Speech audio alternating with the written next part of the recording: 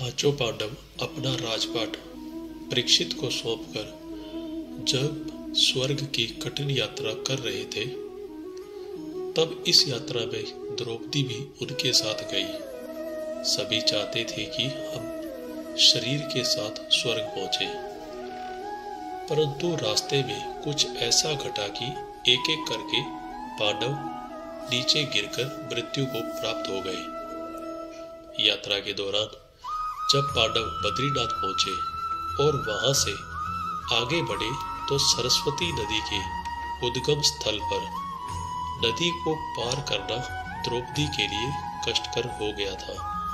ऐसे समय में भीम ने एक बड़ा सा चट्टान उठाकर नदी के बीच में डाल दिया।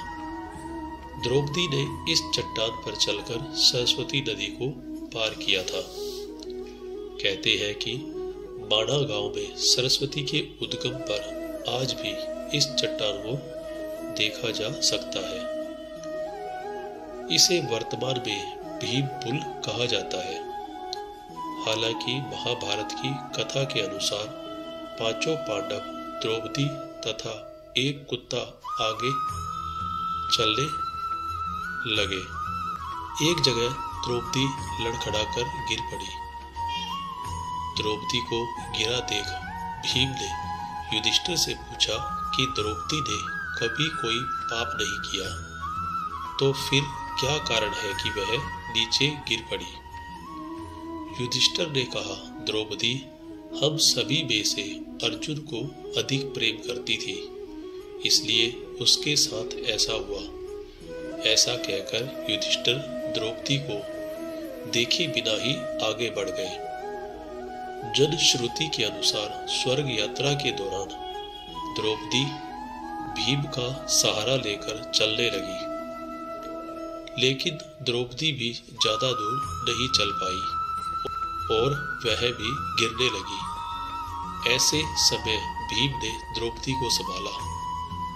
उस समय द्रौपदी ने कहा, सभी भाइयों में से भीम ने ही मुझे सबसे ज्यादा प्यार किया है और मैं अगले जन्म में फिर से भीम की पत्नी बनना चाहूंगी। थोड़ी देर बाद सहदेव भी गिर पड़े।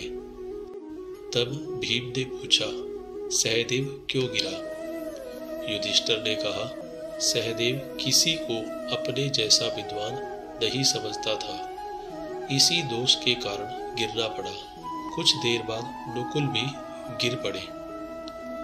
भीम के पूछने पर युधिष्ठिर ने बताया, नकुल को अपने रूप पर बहुत अभिमान था, इसलिए आज इसकी यह गति हुई है।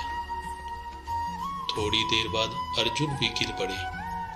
युधिष्ठिर ने भीम से कहा, अर्जुन को अपने पराक्रम पर अभिमान था।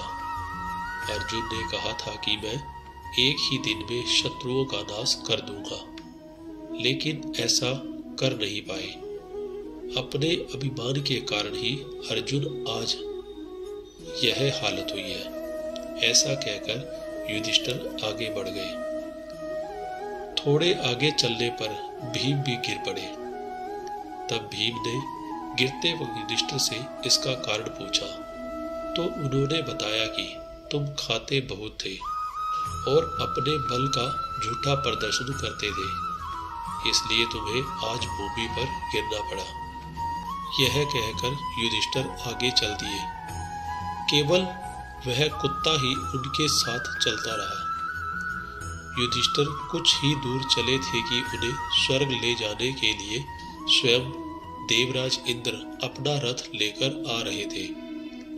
तब युधिष्ठिर ने इंद्र से कहा, मेरे भाई और द्रौपदी मार्ग में ही गिर पड़े हैं, वे भी हमारे साथ चले, ऐसी व्यवस्था कीजिए।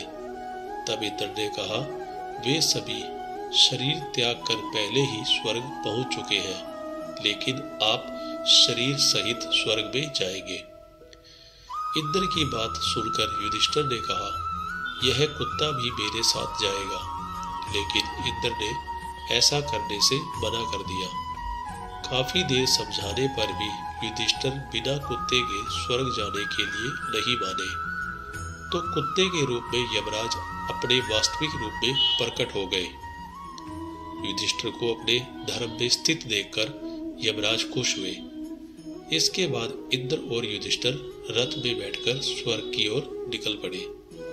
आशा करता हूँ यह कहानी आपको पसंद आई होगी। इस वीडियो को शेयर, लाइक और सब्सक्राइब जरूर कीजिए। वीडियो को अंत तक देखने के लिए धन्यवाद।